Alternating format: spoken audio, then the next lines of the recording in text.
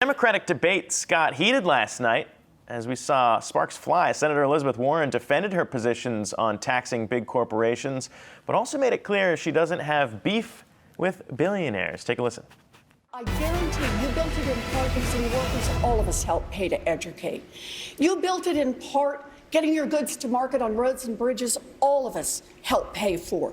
You built it at least in part protected by police and firefighters, all of us help pay the salaries for. And all I'm saying is, you make it to the top 0.1%, then pitch in 2 cents so every other kid in America has a chance to make it. Thank you.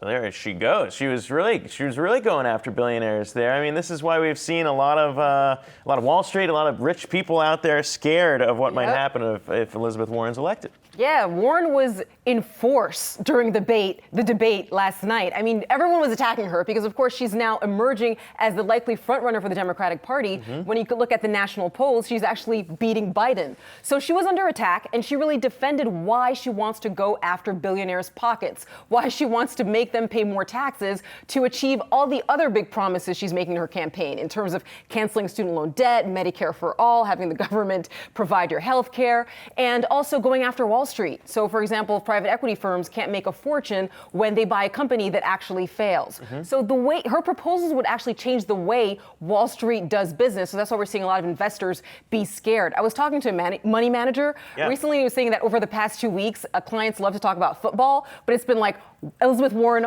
all the time. Like, that's all they want to talk about. They want to catch up and figure out like how her decisions and her being president would impact their portfolios, what the risks are, and how they should allocate their assets. So that's pretty much what a lot of investors are worried about right now, and in several different sectors. Yeah, I agree. And working within the financial sector myself as an entrepreneur, we have these conversations all the time. Like, what is the Warren tax bill going to be if that does happen? And how would we allocate our investments to minimize that bill of anything new that comes into play?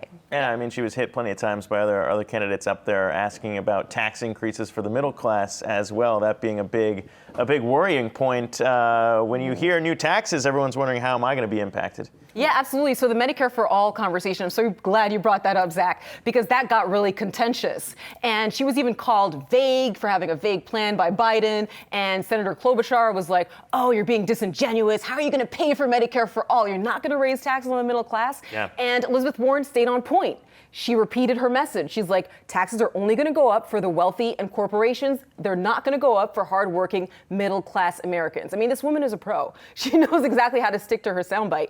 And her policies will definitely impact Wall Street, but she has said she doesn't want Wall Street money. So she's definitely staking her claim as, I'm going to be the person who can't be bought in this race. I mean, she definitely did stick to her gun. She stuck to exactly the talking points that I think she's had, that she's seen work. When we talk about her becoming a very true force, and as you mentioned in the Quinnipiac poll, leading among the Democratic candidates. Hey investors, Zack Guzman here. Are you interested in learning more about the markets and getting the latest financial news? Well, then click right here to subscribe to our Yahoo Finance YouTube channel. Get the latest up-to-the-minute market analysis, big interviews in the world of finance, and information on how to manage your money every day wherever you are.